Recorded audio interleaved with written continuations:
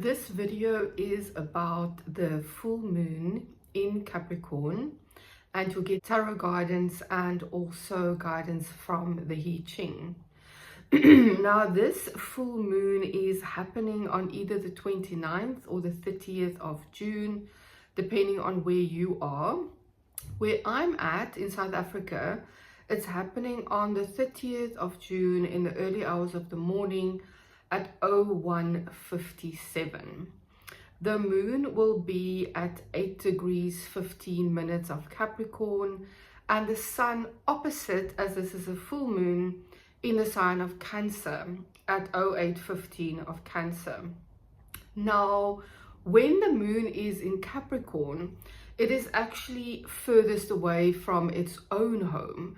So it can feel a little bit like it needs to dig deeper in order to bring its own qualities. The moon's home in Cancer is absolutely opposite. So at the time of the full moon, there is this conversation where the sun is in the moon's house and the moon is far away from home. And so there can be a bit of a tension here between the sign of Cancer and the sign of Capricorn for each of us in our individual charts. Now, the way I see Capricorn is I really see that mythology and symbology of the sea goat. You know, Capricorn energy is often described as very ambitious, very grounded, very stoic.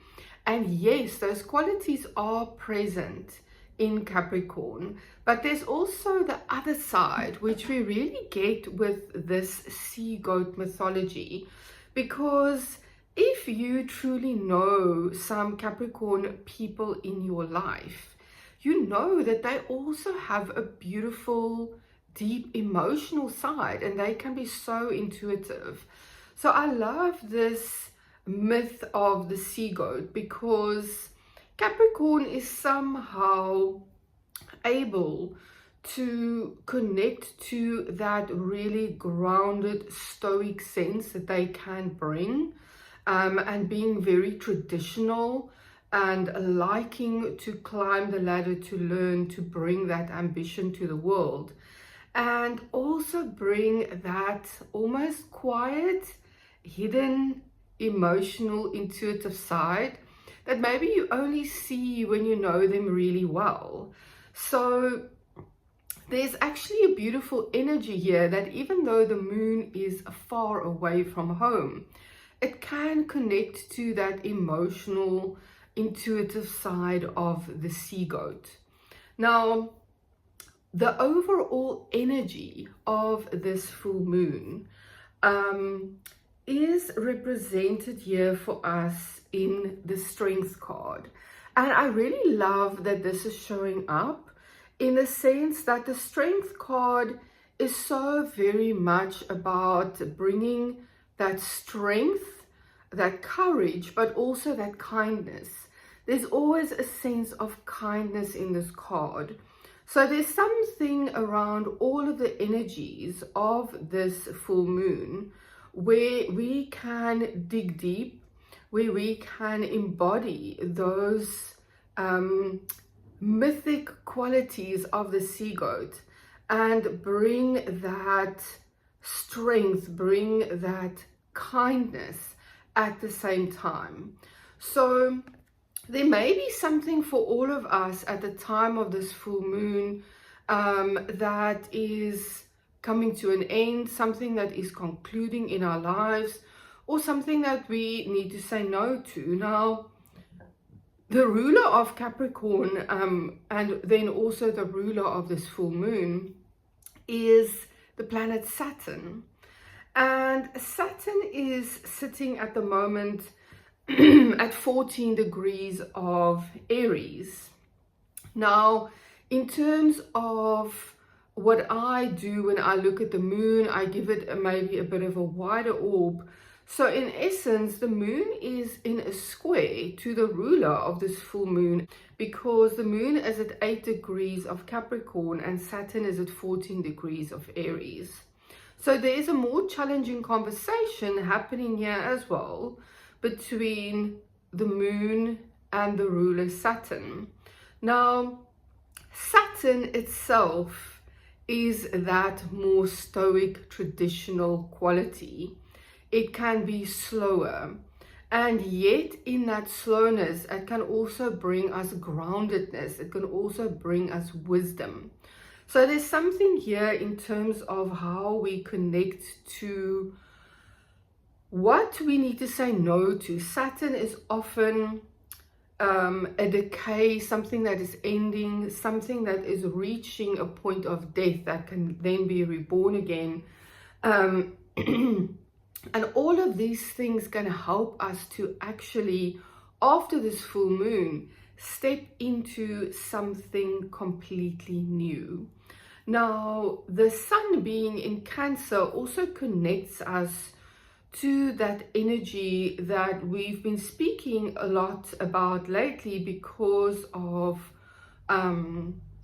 Mercury and Jupiter also being in the sign of Cancer.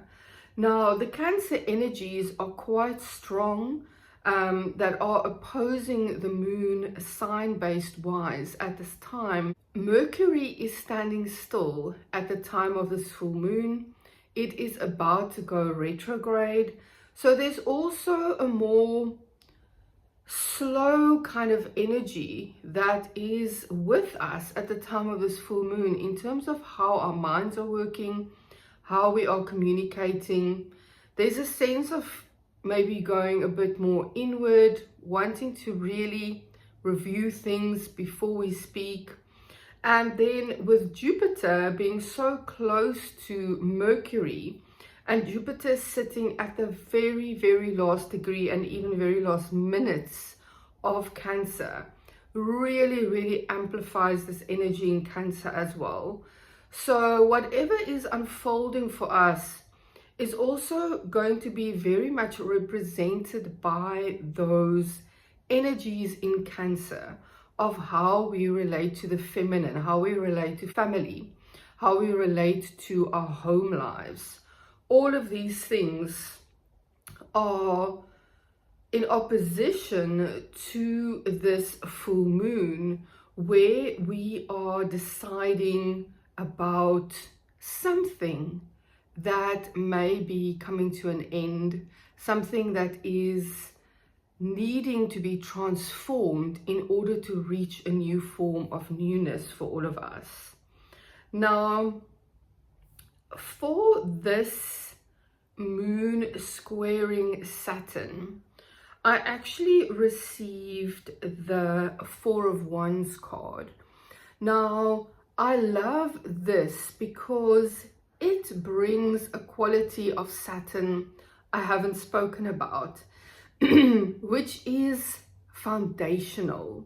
You know, a big energy of the Four of Wands is about building a steady foundation.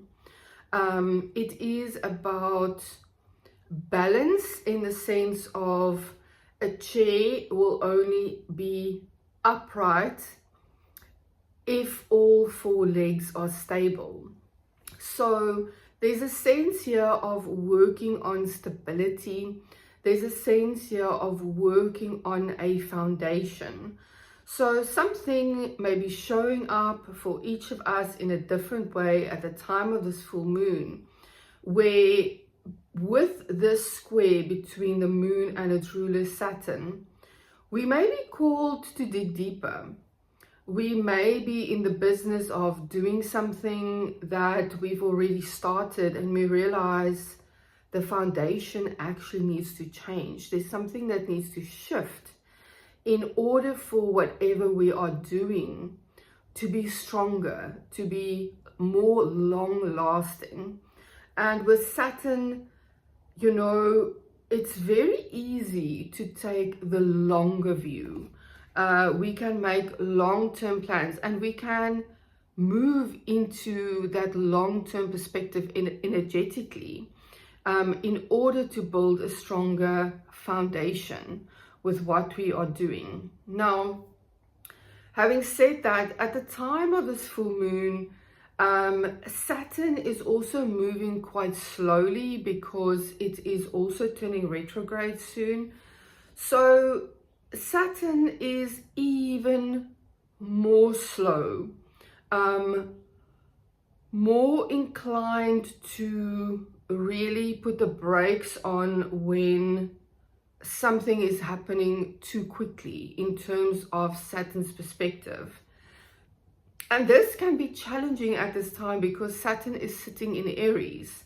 And Aries is that fast-moving energy where things happen quickly. And so there's also something that we are going to be reviewing soon in terms of Saturn's retrograde, in terms of how we deal with this, things that we want to happen fast, but that we actually need more slow action to build a true foundation with what we are bringing. So then we also have this beautiful energy that is building in terms of what I've also been talking about for a long time, this minor grand trine. And we're going to have this much closer to exact in the middle of July. But for now, we have Pluto at 4 degrees of Aquarius. We have Neptune at 4 degrees of Aries. And we have Uranus at 3 degrees 39 minutes of Gemini. So you can see these planets are already very close to an exact minor grand trine. So they're all speaking to each other in a very harmonious way. And there's a lot of newness and a real change that can unfold for all of us with this aspect in the sky right now. Now, what showed up for this is interesting because it's a Two of Swords. And relating to this aspect, I see the Two of Swords at this time, not necessarily as a choice, but as holding two perspectives at the same time. I think all of us right now are becoming much more aware. We're waking up to new things that we have never experienced before internally and in our spiritual lives. And there really is a sense of holding what seems to be opposing perspectives, opposing forces, and actually knowing that it's actually one thing. So I really believe that this minor grand trine is bringing this perspective to all of us at this time in terms of holding those two perspectives, because they actually are both, and it's not necessarily a choice point. Now, the other thing that is new at the time of this full moon is that Chiron is now sitting for the first time in years in the sign of Taurus. Chiron is at 0 Taurus. This is a brand new energy for all of us.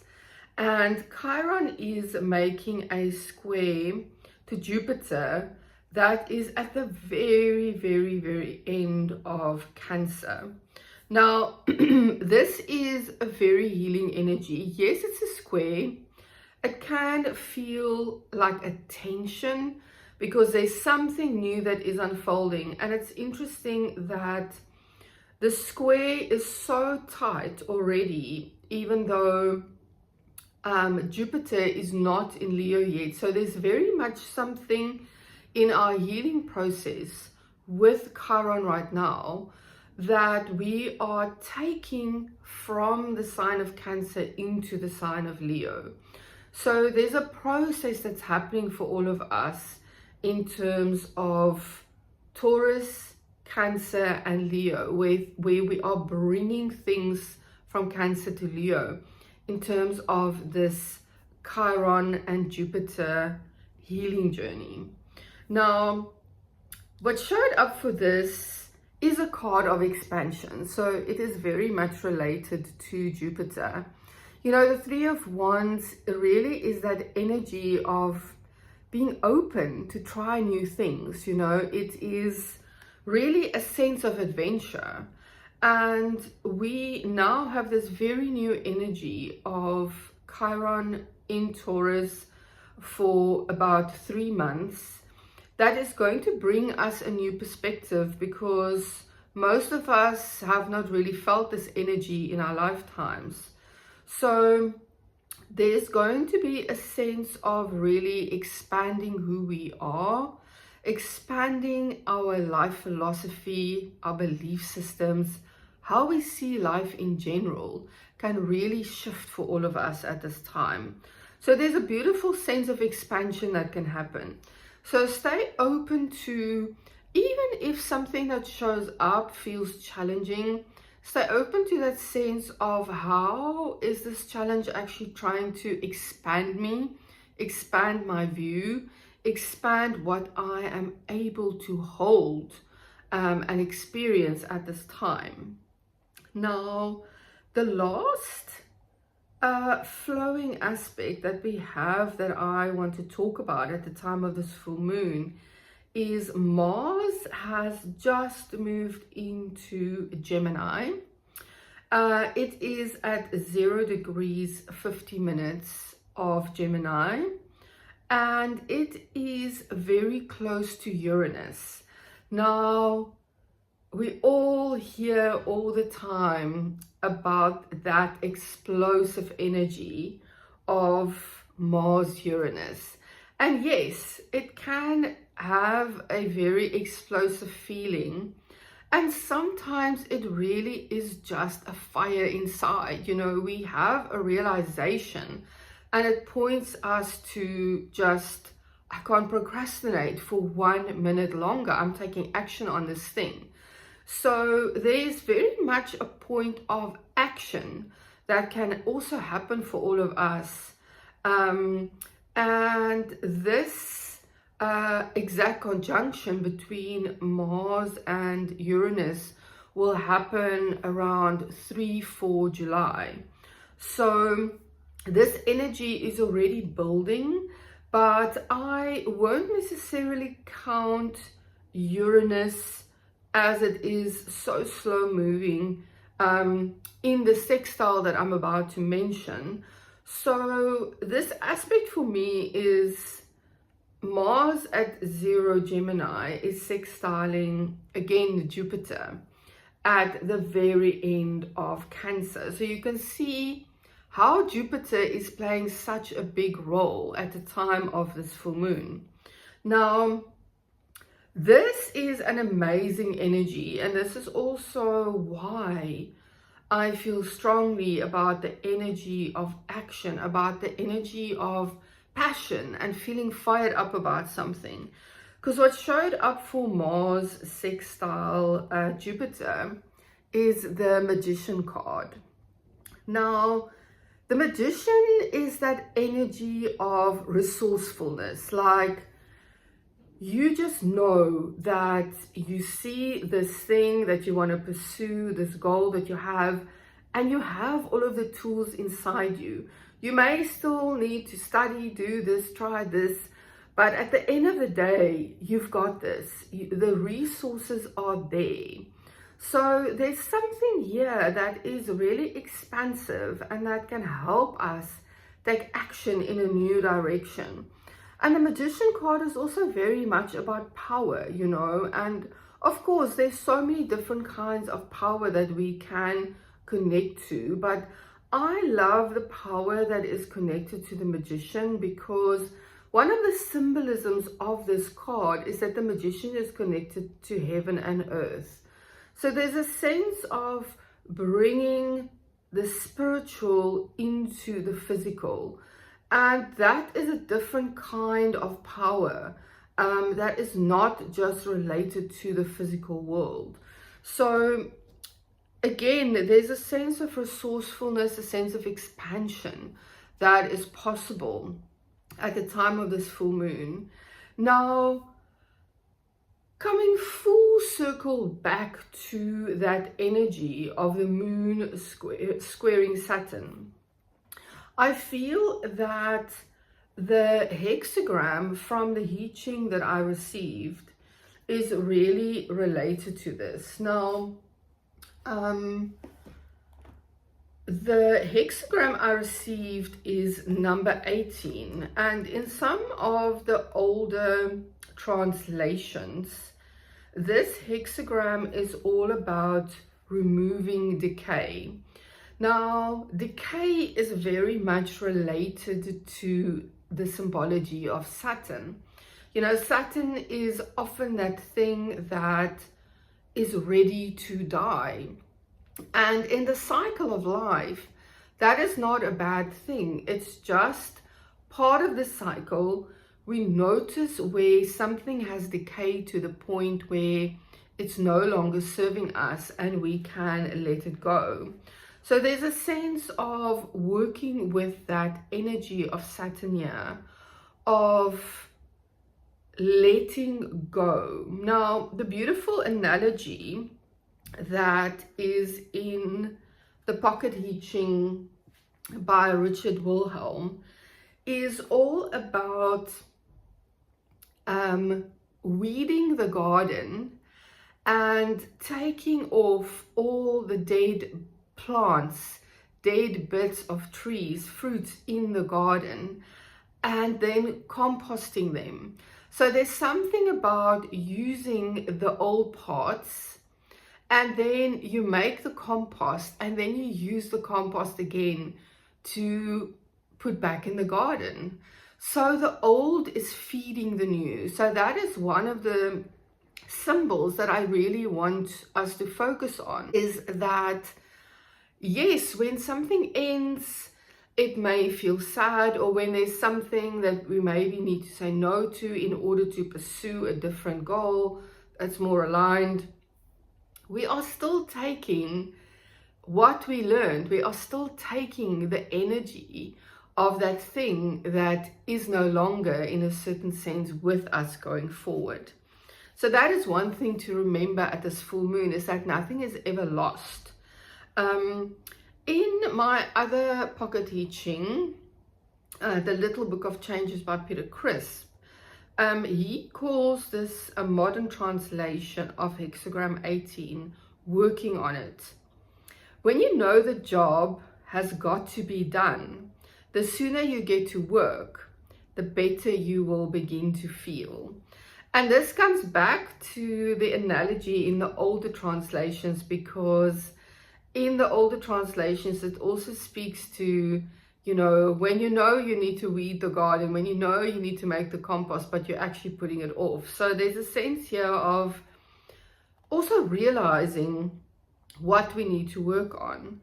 And this state of inertia very much speaks to, that symbology of Saturn, and especially this very slow Saturn that is also going to go retrograde soon.